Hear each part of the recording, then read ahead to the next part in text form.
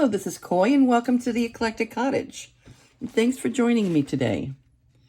First off, let me say real quickly that this has been an exceptionally hectic year for me.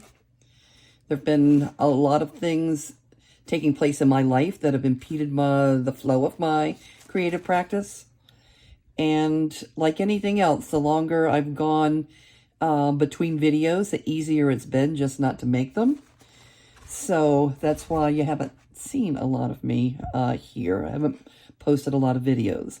But that being said, I also want to say that I miss being part of this amazing junk journal community, and just wanted to stop in today to say hello and to give you a quick look at the colorful mess that is on my desk.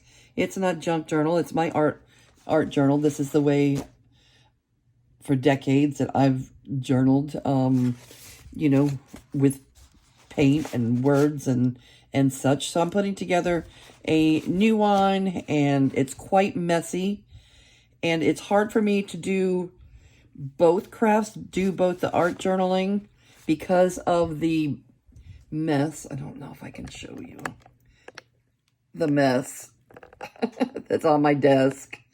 Look, when I'm pulling out all the paints, everything is messy, so it's hard for me to,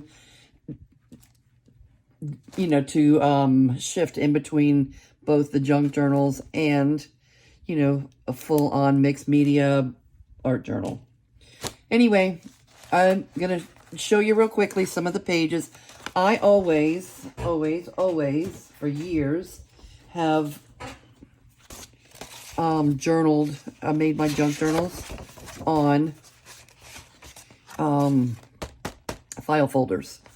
Okay, years ago when we were switching over to a, you know, when I was working and we were switching over to a digital system, we had thousands and thousands of files, customer files, you know, filled with all the information. We had to take all that information and download it, you know, into our system so that it would all be available nationwide on a digital basis. So I still have a lifetime supply of file folders, and I don't know if you've ever painted on a file folder, but it is, to me, the perfect paper. It's not too thick, but it's thick. It holds anything you throw at it. It's a little heavy when you start putting all the pages together. It is a little bit heavy, but it's my favorite way to journal. Anyway, this is some of the things I'm putting together, and I wanted to show you, you know, my thoughts and ideas on, you know, how this one is going to work. I'm going to, you know, put together, this is a nice one. Cute. That was inspired by Addie, I think her name is Addie Alvarez. I saw something come over with big sunflowers, and that kind of prompted me to create. First of all, I created this little one on a index card, and then went ahead and created a larger version of it here, and I like the way it came out. Thank you, Addie Alvarez, for your inspiration. And a couple of other things have happened in the last week or so.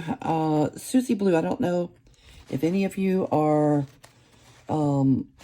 long-term, old-school art journalers. You may be familiar with Susie Blue. She kind of disappeared out of the community for a long time, and she's back, and that's been so inspiring for me. And also, around the same time, my friend T came back this week. T has started a new Facebook group called the Artsy Misfits, and all of that has prompted me to come to the art room a little bit more often. So, thank you, ladies. Anyway, my journals are usually held together with elastic. Let's see, while I'm working on them, so that I can add and remove pages. And when I'm journaling with these folders, I can add in other papers, you know, watercolor paper or any other type of paper, because it's only being held together with elastic. It's not sewn or anything at this point. If you want to know what I mean, it's like kind of like this. Let's see.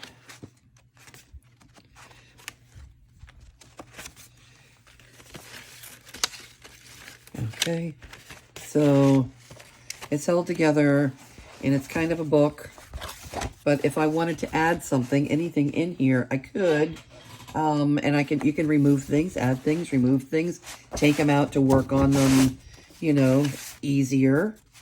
And if you wonder why there's such an enormous amount of mess, look at all the color. My art room does not have a sink. It's a spare bedroom. It is not a fancy art studio. It's a bedroom. And it's completely dedicated to art supplies and such, but I don't have running water here. So I try to use as little water as possible in my process. I keep a couple of cups. One that I rinse this is what I'm using now to rinse my dirty brushes, and then also water in another cup over there where I put, you know, the brushes after I clean them off. But when I wasted paint right here. This is very unusual for me, because what I usually do before I put my brushes away, I will take one of these old folders that are blank or not completed yet, and just rub off all the paint here so I'm not wasting anything.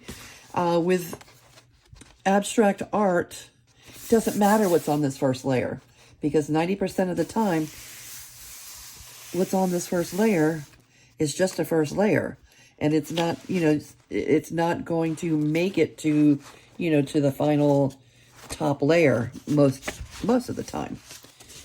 Sometimes, let's take a look at this one.